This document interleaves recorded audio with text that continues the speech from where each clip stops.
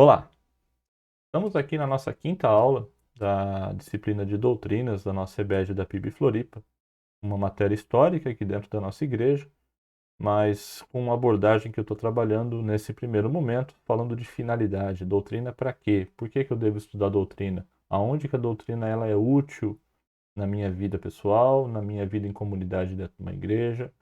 Ou seja, por que que eu devo estudar? A gente está trabalhando esse conceito e nas primeiras aulas, essa quinta aula agora a gente vai continuar fazendo isso. E a gente vai abordando algumas doutrinas ao longo das aulas.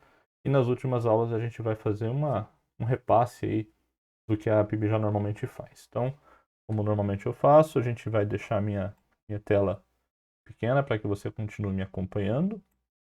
E a gente vai se concentrar aqui no material que a gente preparou para as aulas. Então, lá. Então, a gente está trabalhando bastante o livro, nessas primeiras aulas, o livro de Sã Doutrina, do Bob Jameson, da Nove Marcas. É um livro bastante rico na abordagem, um livro também um livro pequeno, de poucas páginas, onde se você pegar para ler, você vai ver muito dos conteúdos dessas primeiras aulas na linguagem do autor. A gente utiliza bastante exemplos pessoais também, mas é um livro bastante rico e ele é muito útil nessas primeiras aulas. Além disso, a gente também trabalha com as apostilas da PIB, apostilas que são dadas há bastante tempo, doutrinas 1 e doutrinas 2, que a gente vai utilizar bastante nas últimas aulas e tem usado também ao longo dessas aulas iniciais. Gosto de trazer sempre uma frase de algum autor relacionado à aula de hoje.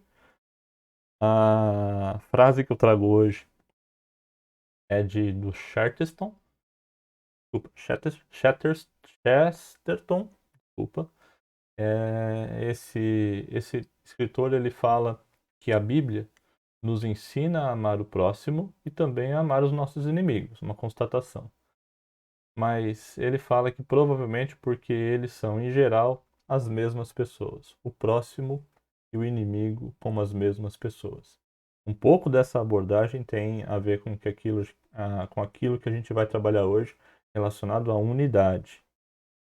Então, primeiro ponto que eu trago aqui, um exemplo, uma ilustração primeiro para a gente pensar. Eu pego em cima de um texto de amar ao próximo, mas o próximo mais difícil de amar, que seria alguém que te fez algum mal, né? E aqui a palavra de Deus lá em Levítico fala que a gente não deve procurar vingança, nem guardar rancor contra alguém do seu povo, mas ame a cada um, desculpa, ame cada um ao seu próximo como a si mesmo. Eu sou o Senhor. Então, Levítico 19 e 18, a gente já falou sobre isso na aula passada, mas ele fala desse conceito de você amar o próximo. E aí eu vou dar uma ilustração. Tá lá trabalhando e de repente para no teu trabalho e fala assim, vou comer uma maçã. Aí você vai na cozinha, busca uma maçã, pega uma faca e você vai lá, tá cortando a maçã e de repente você corta o dedo. Aí você nervoso com a sua mão, que foi desastrada e cortou o seu dedo, a mão direita cortou da mão esquerda, e você vai lá com a faca e pega a faca e dá mais um corte na mão a mão que fez o teu machucado, né? Um exemplo bem estranho, né? Você tá cortando a maçã, cortou o dedo, a mão fica nervosa, vai lá com a outra mão e machuca a outra mão que te fez mal. É o conceito bem, bem exagerado do que está escrito na palavra. Por quê? Porque os orientais e os judeus tinham muito disso, eles consideram sempre a ideia de unidade de um povo. O povo são várias pessoas, mas que juntos são um só. Então, a ideia de que todos são um. Essa é uma ideia muito presente na palavra, quando Jesus está falando em todas as suas ministrações, ali, seus ensinamentos, ele tem isso na sua cabeça porque ele era um judeu. A ideia de que todos são um é uma coisa muito comum, mas aqui no Ocidente não é tão comum porque a gente tem uma cultura, uma visão mais individualista. Mas toda a palavra de Deus ela nos foi apresentada como um só. E a gente realmente é um só. A gente saiu do mesmo pó, a gente foi formado humano por Deus e foi soprado por Deus a vida em cima de nós. Isso todo mundo partiu do mesmo ponto. Então, quando a Bíblia fala do próximo, ela está tratando sempre o próximo como um parte de você. E é isso a gente vai falar de unidade. Como que a doutrina nos ensina a preservar ou buscar a unidade. E aí, vamos falar um pouquinho de alguns exemplos nessa introdução da aula sobre unidade entre pessoas, entre pessoas diferentes. Primeira foto que eu pego aqui é uma foto de um cão e de um gato, para mostrar que são diferentes, são animais diferentes, a gente vai falar um pouquinho disso. Mas nessa ideia, o cão e o gato estão aqui representando de pessoas ou animais diferentes. Quando você vai lá no Google e digita amizades improváveis, você clica em imagens, você vai ver um monte de foto de animal diferente, com uma cena parecida com carinho entre eles, assim. Então, amizades improváveis. Se você colocar isso aqui na internet, você vai ver essas imagens. Mas a gente também foi criado no nossa infância, principalmente na minha, alguns desenhos também que retratavam isso. Um rato, um gato e um cachorro. Todos os episódios de Tom e Jerry existia algum conflito entre eles e se tratavam como inimigos. E no final das contas, nada acontecia de mal com nenhum deles e os episódios acabavam sem nenhum, tirando alguma coisa engraçada acontecendo normalmente com o Tom, mas normalmente acabavam normal, né, sem nada que é de mal com nenhum deles. Outro exemplo, Pipiu, Piu Piu e Farajola, né? O passarinho e o gato. Teoricamente, é, um é alimento do outro, né? Mas nos episódios também, o Piu Piu sempre se dá bem. O Frajola nunca conseguiu usar o Piu Piu como uma alimentação. Um outro exemplo também da nossa infância, da minha infância, pelo menos. E aí, o último exemplo, e aqui um exemplo que eu gosto bastante, um dos filmes que eu mais gosto, desde quando eu era adolescente, pré-adolescente. Quando o filme foi lançado, em 95, eu tinha 11 anos. Mas Toy Story sempre foi um filme que eu gostei bastante. E Toy Story, no primeiro filme da série, é, aqui no Brasil ele foi chamado de Um Mundo de Aventuras. E lá em Portugal ele é chamado de Os Rivais. Porque conta a história de um boneco cowboy, na época que os cowboys eram moda entre as crianças, brinquedos de cowboy. E de repente o astronauta começa a ser um brinquedo desejado pelas crianças.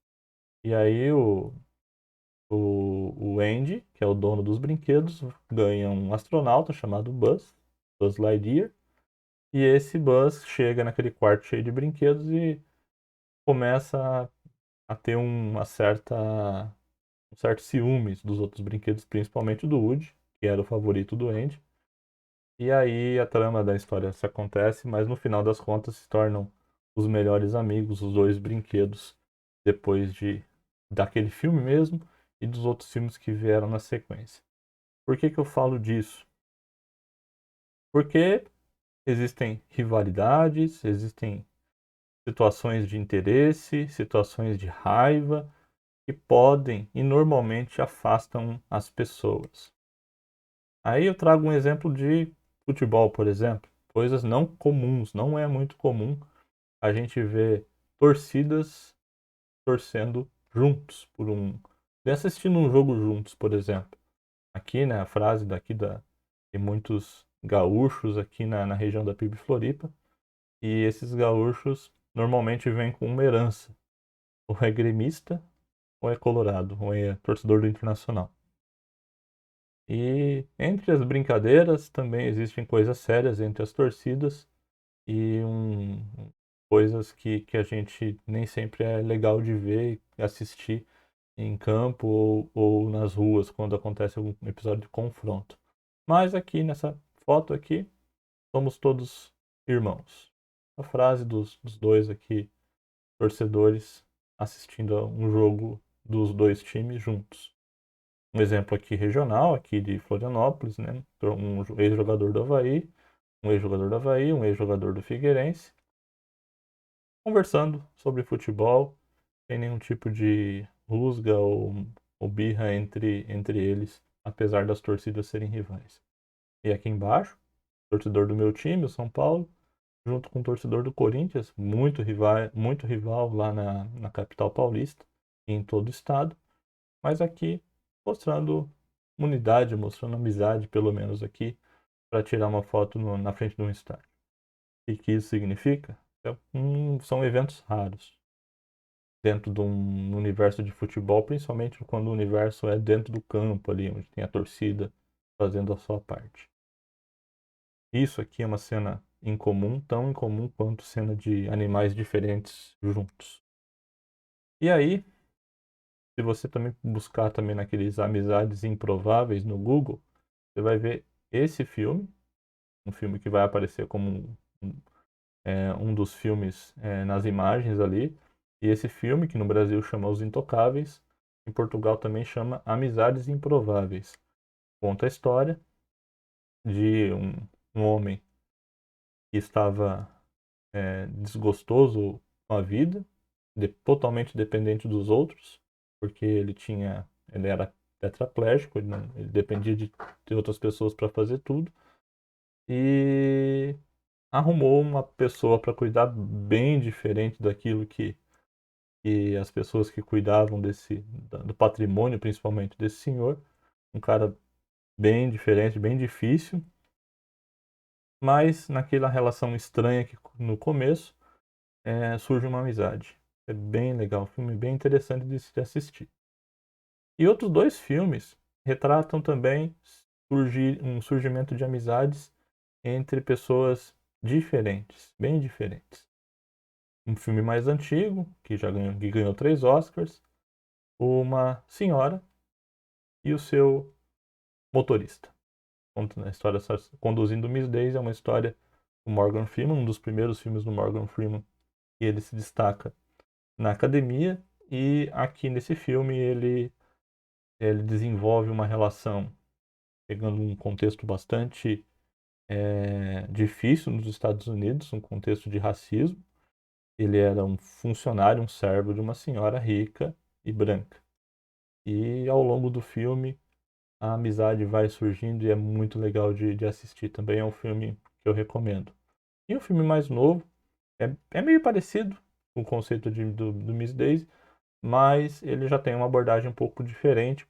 Começar aqui nesse caso, o músico famoso, que é esse senhor aqui atrás no banco do carro, ele é servido, ele tem esse funcionário que é esse rapaz aqui que leva ele para cima e para baixo os espetáculos. Então surge uma amizade bem legal também, mas antes da amizade surgir, muito conflito e a gente vai entendendo que conforme você vai andando com as pessoas vão começando a tolerar as suas falhas, vão começando a entender o que você tem de bom e aos poucos você vai desenvolvendo laços de afeição onde você começa a ter amizade entre pessoas.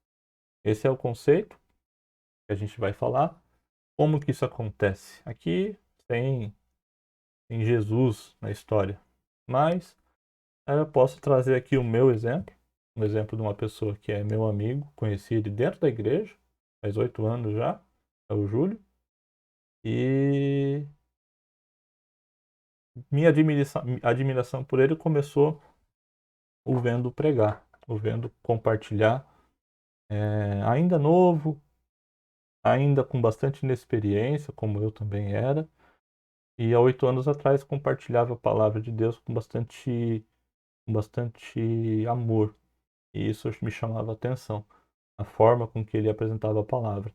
Daquele ponto, também estava buscando isso, surgiu uma amizade que a gente nutre até hoje. Aqui uma foto recente dele assistindo um jogo do meu time aqui em casa. Também estava passando o jogo do time dele. Eu coloquei na TV aqui de casa na final do campeonato para assistir o time dele.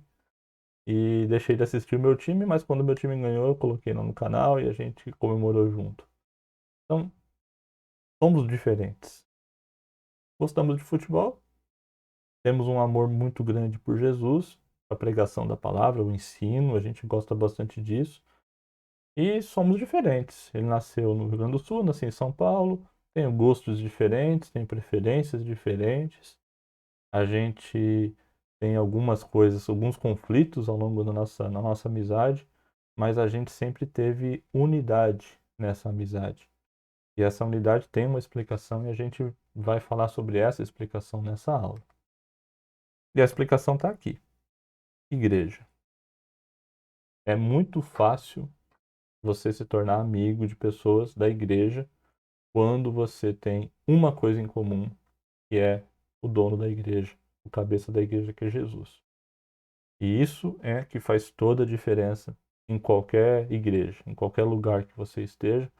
A gente consegue ser diferente em gostos, em opções, em opiniões, em tudo que você possa imaginar, mas dentro da igreja, quando todos estão ali cultuando o mesmo Senhor, tendo a mesma fé, dentro do mesmo corpo, com Jesus como cabeça, essas diferenças ficam para trás e as amizades surgem, o amor surge, a mutualidade surge.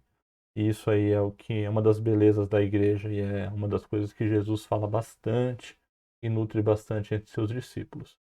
Mas a gente sabe que existem igrejas e existem situações na igreja que provocam divisões, provocam rusgas, mágoas, e isso aí atrapalha bastante o propósito dessa igreja. Vou falar de um pouco de algumas coisas sobre igrejas com pessoas muito parecidas.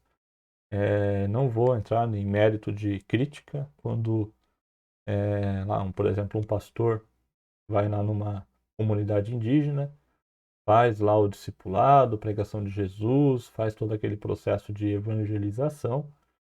E aqui está quase como levantando um troféu, né? Mas se você pregar Jesus e as pessoas reconhecerem Jesus numa comunidade indígena, muito provavelmente todos da comunidade vão ser parecidos, porque já tinham a mesma cultura, falam a mesma língua, normalmente têm os mesmos gostos alimentares, não tem, são pessoas, existem diferenças, mas as diferenças são menores, tem menos coisas para se diferenciar.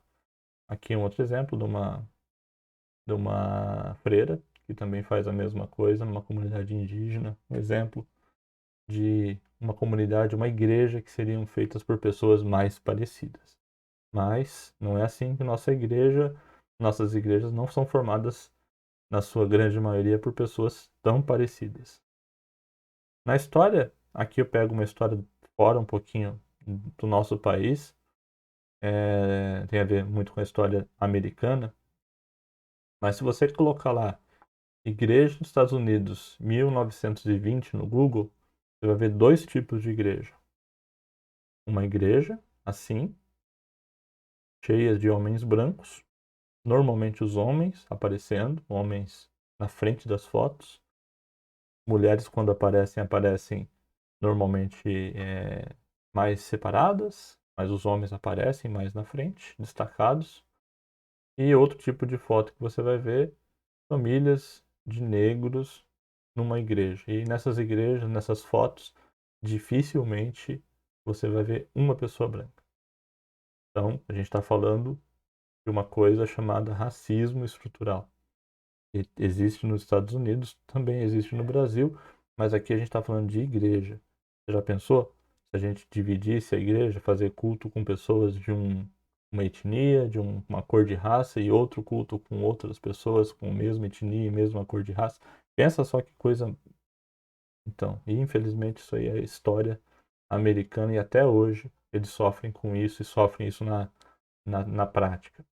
A ponto de uma igreja ou de um grupo batista americano criar uma seita, uma divisão dentro da igreja chamada Ku Klux Klan, e eles usam esses capuzes para tampar os seus rostos, todos de branco, e essas pessoas professam o ódio pelo negro.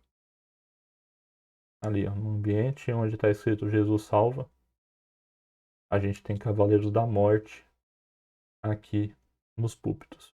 É triste. E infelizmente, quando a igreja dá lugar no púlpito para isso e não trabalha isso, é muito mais triste, muito mais pesado. Homens surgiram na história americana, como Martin Luther King, um pastor também batista, e lutou contra esse tipo de situação, não só na igreja, mas em todo o país. Falava que ele tinha um sonho, então um, um discurso muito famoso dele, pouco antes dele ser assassinado, ele falou que eu tenho um sonho e meus 4 filhos viverão um dia em uma nação onde não serão julgados pela cor de pele, mas pelo teor do seu caráter. E lá no final do discurso, depois de um monte de coisa que ele vai falar, ele fala: quando isso acontecer, quando deixarmos a liberdade ecoar, quando deixarmos ressoar a cada vila, vilarejo, em cada estado, em cada cidade, poderemos trazer para mais perto o dia que todos os filhos de Deus, negros e brancos, judeus e gentios, protestantes e católicos, poderão dar as mãos e cantar nas palavras da velha canção negra: livres, enfim, livres, enfim. Louvado seja Deus Todo-Poderoso. Estamos livres, enfim. E, e isso, Paulo, que Martin Luther King está falando, tem tudo a ver com aquilo que Jesus falou, tem tudo aquilo que a gente vê nas cartas de Paulo, tem tudo aquilo que a gente vê na Bíblia inteira. A igreja pode juntar o que o mundo separa. A igreja não deve separar o que o mundo já separa. Não é uma igreja para um tipo de gente e outra igreja para outro tipo de gente, como se fosse um clube social. A igreja pode juntar o que o mundo está separando. Pessoas diferentes devem estar juntas num mesmo ambiente chamado igreja. Jesus orou por isso. A minha oração não é apenas por eles. Rogo também para aqueles que crerão em mim por meio da mensagem deles, para que todos sejam um. Pai, como tu estás em mim e eu em ti, e eles também estejam em nós, para que o mundo creia que tu me enviaste. Dê-lhes a glória que me deste, para que eles sejam um, assim como nós um, eu neles e tu em mim, e eles sejam levados à plena unidade, para que o mundo saiba que tu me enviaste e os amaste, como igualmente me amaste. João de 17, 20 a 23, Jesus na sua última oração, ora por mim e por você, pela nossa igreja, pela igreja dele. Ele ora por unidade. Paulo, confrontando uma, uma situação onde a gente vai falar um pouquinho do qual era o contexto da igreja de Gálatas, dos Gálatas na Galácia. Paulo, num pedaço, um fragmento da sua carta, ele fala: porque todos quanto fostes batizados em Cristo, já vos revestis de Cristo. Nisto não há judeu, nem grego, nem servo, nem livre, não há macho nem fêmea, porque todos vós sois um em Cristo Jesus. Unidade. São Paulo, naquela carta que ele está mandando para os irmãos na Galácia, ele está falando que não tem distinção alguma entre as pessoas. Todos são um em Jesus Cristo. Como que Paulo pode dizer isso? Imagina só se Paulo estivesse pregando naquela igreja, juntasse os líderes do Ku Klux Klan e uma igreja negra americana, juntasse todos e falasse isso. Vocês são, não tem negro nem branco aqui. Vocês são todos um em Cristo Jesus. É isso que Paulo está escrevendo para os Gálatas. Não tem diferença nenhuma. Ah, vocês aqui entendem a mulher como tua propriedade, mas ó, em Cristo não tem propriedade. Não tem um escravo, um patrão e um servo. Todos são um em Cristo. Isso só é possível em Cristo.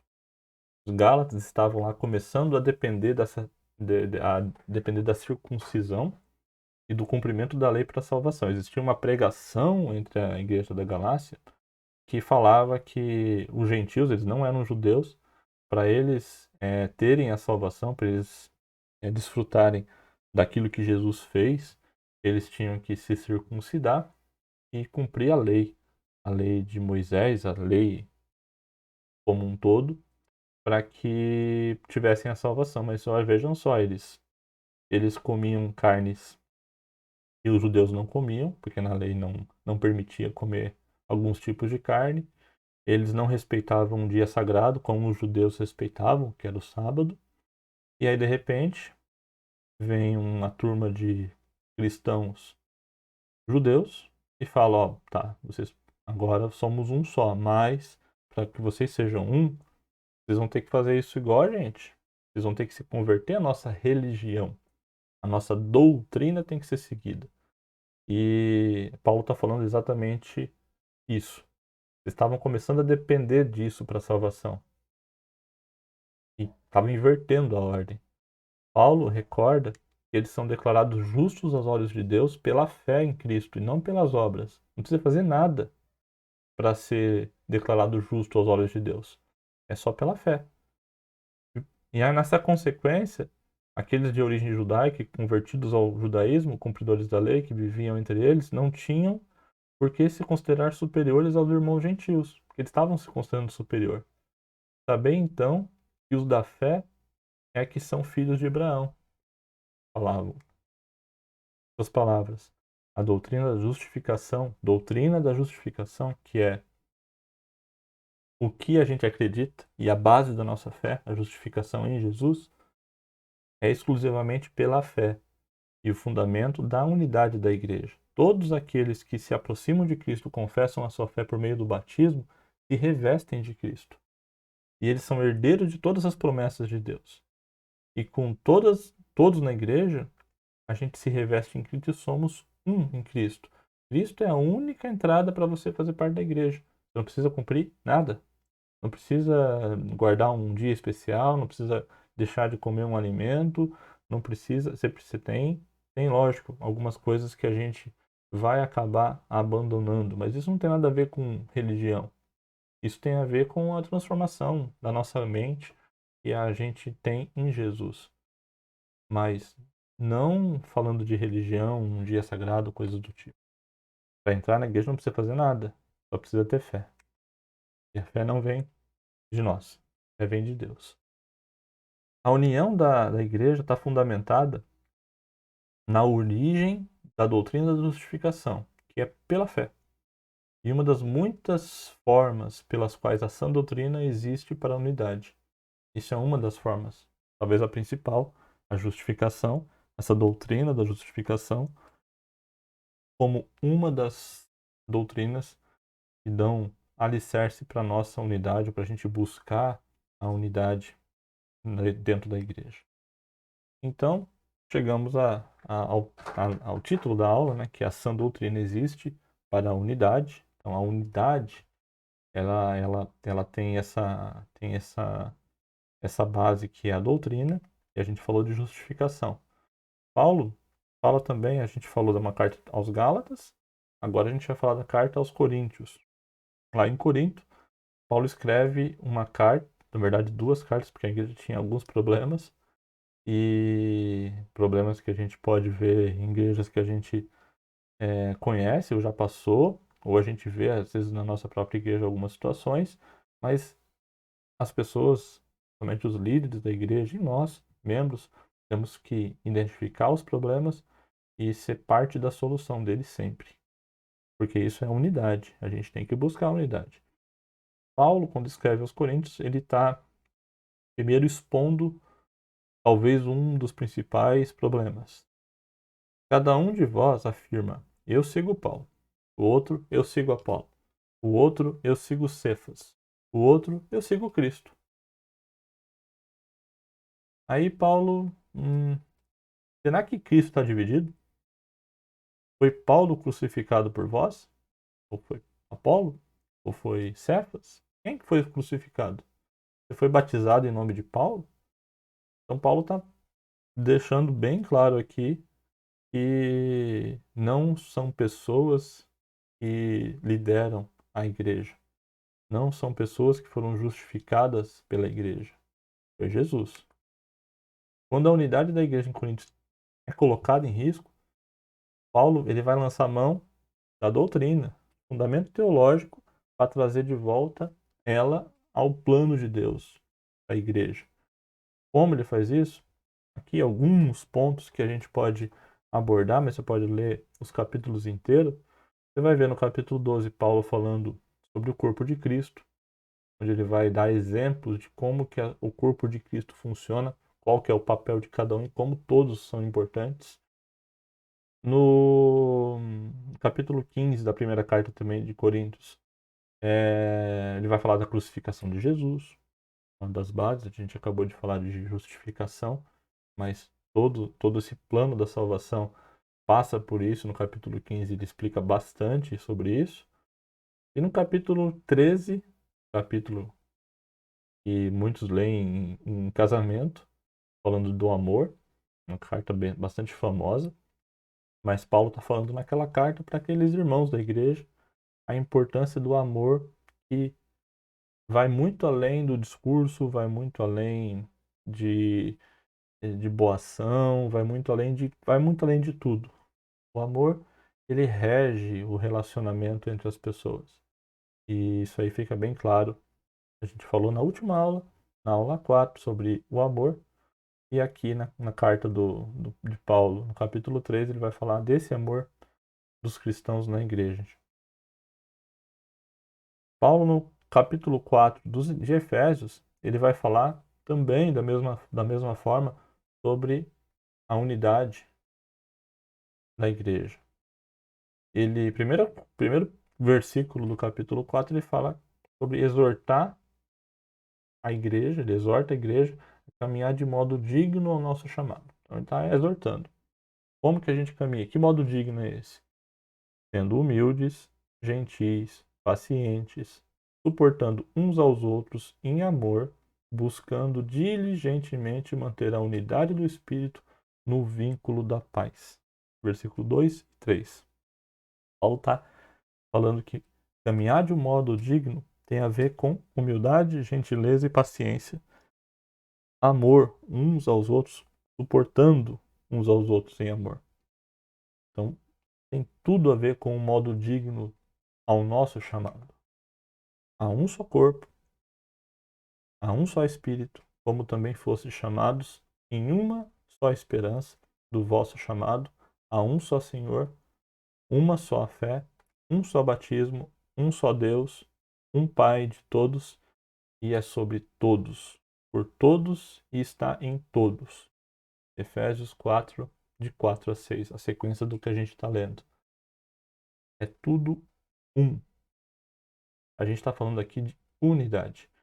E isso aqui, quando a gente está entendendo isso, essa unidade da fé, a respeito da nossa fé, há um só corpo de Cristo, há somente um Espírito que nos dá a nova vida.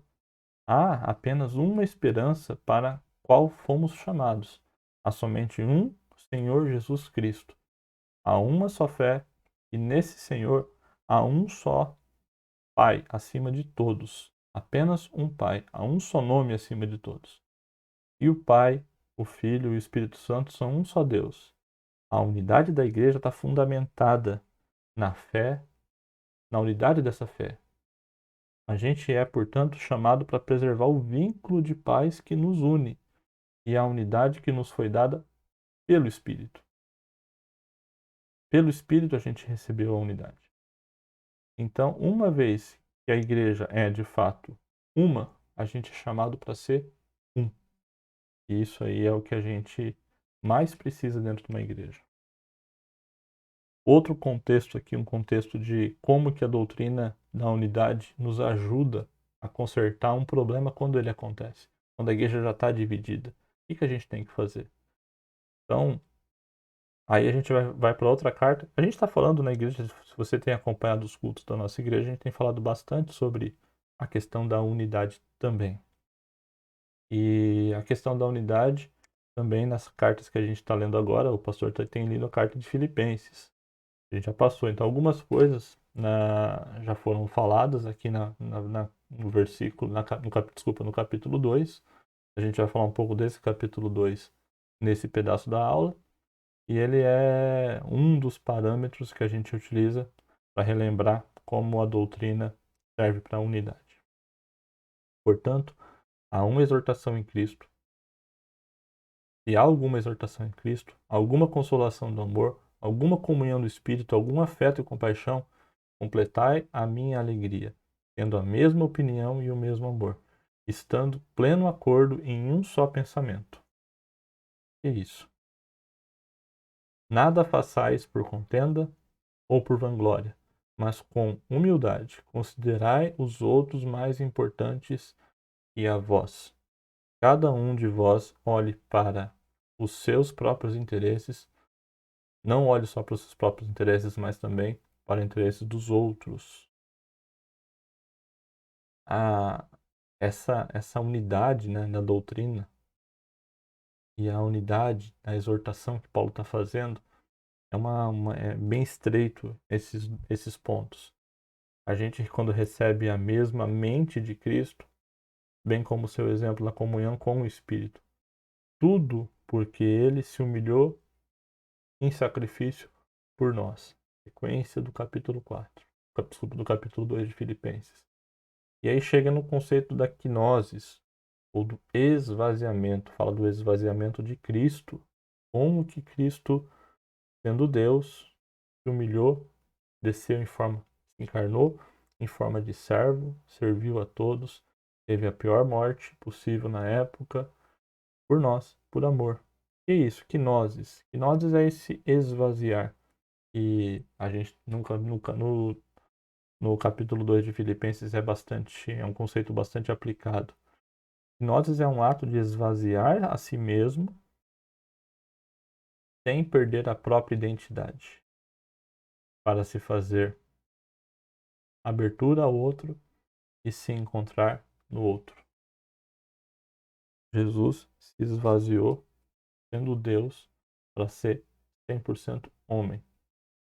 100% Deus se esvaziando para ser 100% homem. Essa é a condicionante de Jesus quando ele pensa em nós por amor. O que ele tinha que passar? Então, rivalidade na igreja, presunção, problemas que fazem parte de uma vida numa igreja, é, não tem uma solução assim das escrituras tão simples de fazer, mas é doutrinário, não tem uma solução prática para fazer, senão doutrinária. Tem que entender que a encarnação de Cristo nos ensina humildade. Ele se humilhou por nós, foi servo por nós. A humilhação e a morte vicária de Jesus nos ensinam a colocar os interesses dos nossos irmãos à frente dos nossos interesses. Como Jesus não serviu a si mesmo, mas a nós, somos chamados também para servir o próximo. É essa maravilha que a gente tem com a gnosis aqui de Filipenses 2, quando a gente fala da doutrina de servir o próximo. A gente foi servido por Jesus. Então, a gente tem que pensar em como a sã doutrina é esse fundamento e a fonte da unidade da igreja. É o padrão da unidade para a nossa igreja e, além disso, ela nos capacita a buscar, a preservar, a reparar essa unidade. Ela nos vacina. Está falando bastante de vacina na TV, né? E a gente espera e busca essa vacina da doutrina contra a discórdia. A doutrina nos vacina contra essa discórdia.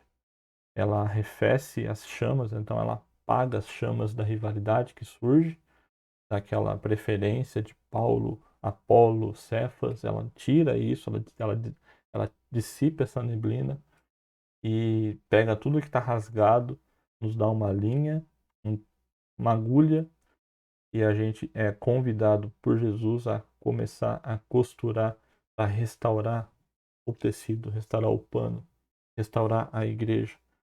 É isso que a gente é convidado a fazer dentro de uma igreja. A gente tem que ser sempre aquele que busca a reparação, não aquele que vê um tecido rasgado e vai lá e acaba de rasgar. E isso é o que um bom e um cristão verdadeiro consegue fazer, desde perceber até a lutar pela unidade. Tá rasgando, ele sai correndo para costurar. Ele não vai lá para rasgar mais. Ele repreende quem está rasgando, ele chama, tenta trazer de volta, não manda embora. Trata, mas ao mesmo tempo que trata, está também reparando. Essa é a ideia da agulha e do tecido. E outras coisas que a gente vai falar aqui no Salmo, né? No Salmo 113, 133, 1 e 3, fala lá, vede como é bom e agradável quando os irmãos vivem em união, como o orvalho do Hermon que desce sobre os montes de Sião, porque ali o Senhor ordenou a bênção e a vida para sempre. O salmista está se alegrando com a união dos irmãos. A gente canta isso na igreja. A gente luta e busca isso na igreja. E isso aqui é o desejo de Deus para nós. Buscar uma união forte e flexível. E aí a gente vai evitar alguns tipos de coisas. A gente vai falar nesse final de aula agora sobre isso aqui. Você gosta de surf, por exemplo, e aí você, para eu ir para a igreja, eu tenho que achar uma igreja que só tenha surfista. E existe. Tem gente, tem igreja, existe uma igreja que lá coloca uma prancha de surf no púlpito e aí atrai os amantes do esporte. É assim que funciona? A gente vai lá e junta as pessoas da igreja, junta por posição doutrinária, eu sou pentecostal, eu sou neopentecostal, eu sou batista, eu acredito, eu gosto do Calvino, eu gosto do Hermínio, eu gosto de sei lá o que, eu gosto de política, então aquela igreja lá é uma igreja mais de direita, então eu vou para lá. Ah, mais de esquerda você tem que ir para outro lado, tem que ir uma igreja que gosta mais de servir. Eu não quero saber de pessoa, então eu vou pro lado de cá. Ah, não, uma igreja que tá lá, tem um estilo musical, ela tem uma banda legal. Se for isso, se a gente buscar uma igreja por isso, por afinidade, você ir para um lugar que você encontre afinidades, pessoas semelhantes a vocês, é, vai ser difícil Deus atuar no que ele se propõe a atuar dentro de uma igreja. Porque é na fé, nas escrituras, que deve consistir a nossa união, a nossa unidade. A fé, a mesma fé, tem que ser o fundamento da nossa unidade. A gente pode armar irmão e irmã, pessoas que confessam a mesma fé, mesmo que elas discordem de nós com qualquer outra coisa, ou não. A gente é capaz de colocar o interesse do outro na nossa frente? Se não for possível fazer isso, a nossa unidade não está baseada no Evangelho e na sã doutrina. mas está baseado em preferência e tradição humana. Se a nossa fé está dependendo de outra coisa que não é Jesus, a nossa fé, ela vai, a nossa unidade dentro de uma igreja, a nossa fé, ela vai ficar fraca. E aí a matéria-prima que a gente está construindo na igreja é uma matéria-prima podre, como essa árvore aqui, ó. Podre. Essa árvore aqui está apodrecida. Uma árvore apodrecida, ela é uma matéria-prima extremamente fraca, dá um vento, pode arrancar essa árvore. E isso aqui por quê? Porque essa fé, essa igreja, essa matéria-prima da igreja, ela é baseada em preferência pessoal, surfistas, por exemplo. Ela é baseada em costume ou cultura, igreja, só de A ou só de B, ou que gostam de C, Paulo, Apolo, Cefas. É baseada nisso a igreja. É uma matéria-prima fraca. Mas ela pode ser uma igreja como o bambu. Você já parou para pensar um pouquinho no bambu? Como ele é resistente? Então, a ideia só de bambu que eu trouxe aqui como um tipo de matéria-prima. Eu estava até estudando, se você procurar aí, a engenharia tem estudado o bambu como substituto do aço. Tão resistente que ele consegue ser e flexível também. E aqui é um exemplo. Podre, sozinho, cai com o vento. Aqui o bambu parece frágil, mas não é. E ele ensina algumas coisas. Por exemplo, ele nos ensina que é importante. Vou pegar alguns, se você pesquisar no Google, você vai, lições do bambu, você vai achar o material. A primeira lição que o bambu nos ensina é a mais importante: humildade diante dos problemas, das dificuldades. Eu não me curvo diante de um problema e da dificuldade, mas diante daquele e único princípio da paz, aquele que me chama, que é o Senhor. O bambu está sempre inclinando, mas ele está sempre de pé. Ele é humilde para se inclinar. Segunda lição, que o bambu ele cria raízes bem profundas.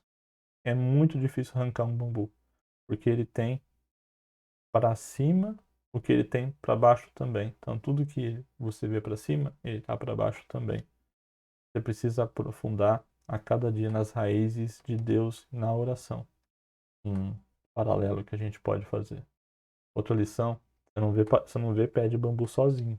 Você sempre vê pé de bambu junto com outros ao lado. Então, quando é novo, ele está lá junto, sozinho.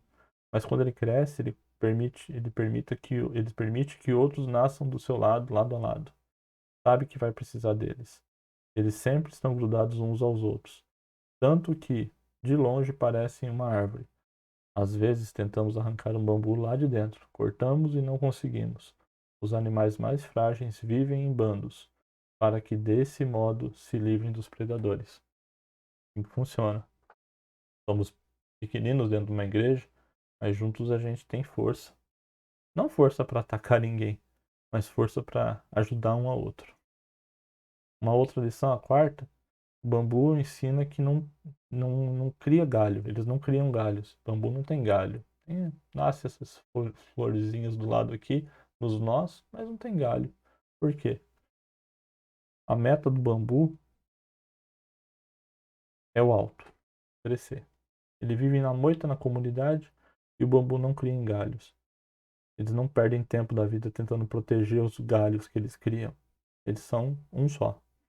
As coisas insignificantes que a gente dá valor têm um valor pequeno perto dessa questão do crescimento dele.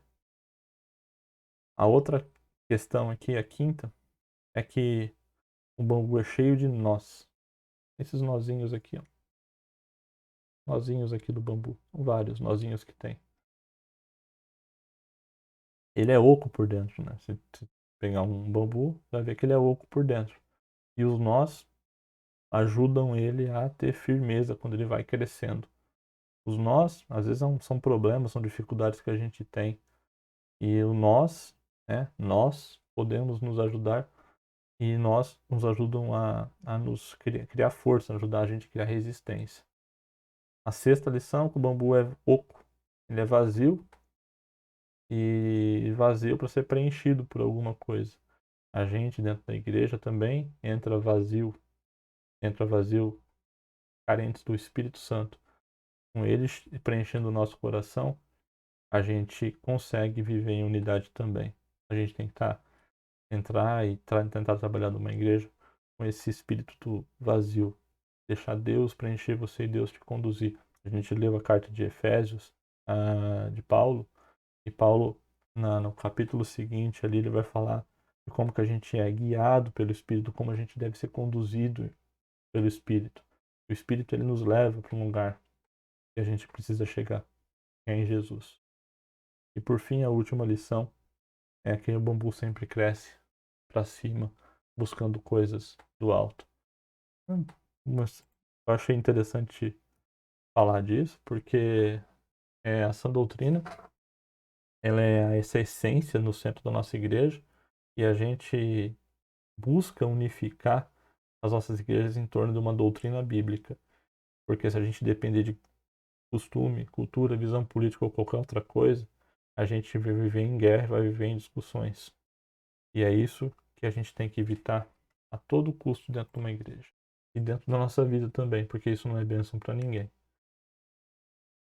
E aí a gente chega no final da aula se perguntando como é possível, né? Como é possível a gente juntar pessoas tão diferentes, somos tão diferentes, e nessa diferença toda que a gente apresenta um ao outro aqui, como é possível explicar que a igreja consiga ser uma só?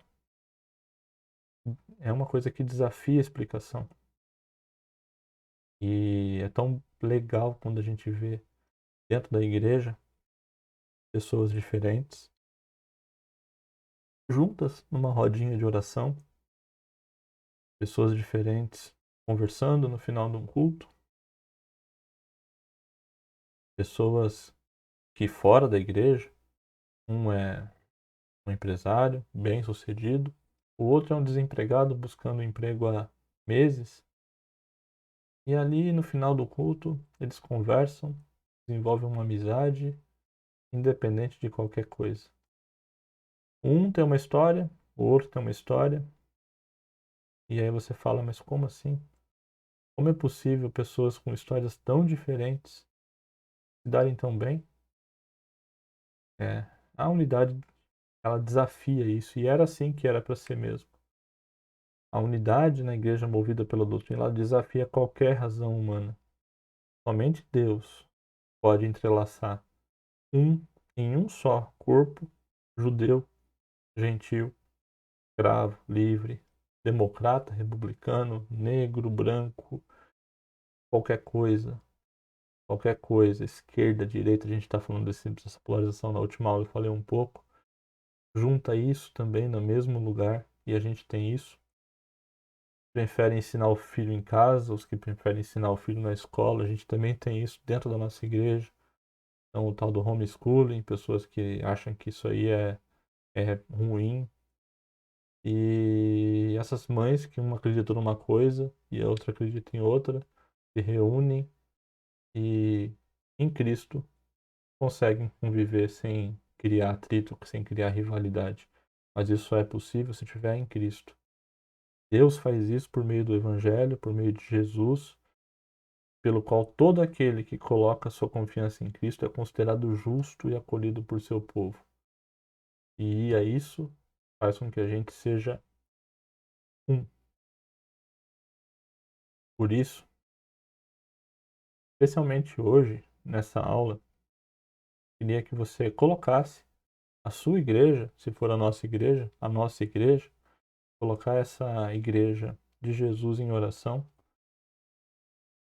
buscando o entendimento de como você pode ser útil para preservar a unidade que já existe, consertar a unidade onde você percebe que tem algum dano, buscar em todo o tempo a unidade, seja por uma situação que você não achou legal, mas você vai, em nome de Jesus, buscar essa unidade. Coloque isso na sua oração. Faça isso e volte sempre nessas doutrinas que a gente falou. A doutrina que existe para a unidade. A doutrina da justificação, o amor que Deus entregou sem mérito nenhum para a gente na vida de Jesus. Coloque isso na sua oração e entenda como Deus quer te usar para que você seja uma pessoa com uma agulha e uma linha para consertar tecidos rasgados. E seja assim que você consiga ter esse tipo de oração em que você seja mais um dos muitos que consertam tecidos rasgados das nossas igrejas ao longo das histórias. E é isso que toca e desafia a lógica da humanidade. Como pode? Como pode? Graças a Deus, aquelas cenas que a gente viu ali de igrejas segmentadas nos Estados Unidos, por exemplo, entre negros e brancos, é quase raro de se ver. Ainda acontece, mas não é mais como era antes, onde a maioria era daquele jeito. Hoje é raro você encontrar isso. E quem sabe um dia a gente reviva e fale daquele homem que sonhou. Ah, eu tenho um sonho, um dia que isso vai acontecer. Acredito que isso vai acontecer e eu espero que a gente veja isso acontecer. E só depende da gente. Se não dá para ser desse jeito no mundo inteiro, na nossa cidade inteira, no nosso país inteiro, mas que essa realidade seja verdade em nossa igreja, em nossa família, em nossa casa. E é isso que a gente tem que colocar em nossas orações e não deixar isso aí dos nossos corações. Pensar em como a gente pode fazer isso ter uma realidade e uma frequência em nossa oração. Terminamos assim nossa quinta aula. Próxima aula a gente vai falar de doutrina que existe para adoração. Um tema bem legal também de abordar. Como que a gente deve... O que é, para começo de conversa, o que é oração? Desculpa, o que é a adoração? E por que a doutrina existe para isso? Como que ela é útil para isso? Então, aguardo você na nossa sexta aula e espero que você tenha aproveitado bem nossa aula de hoje.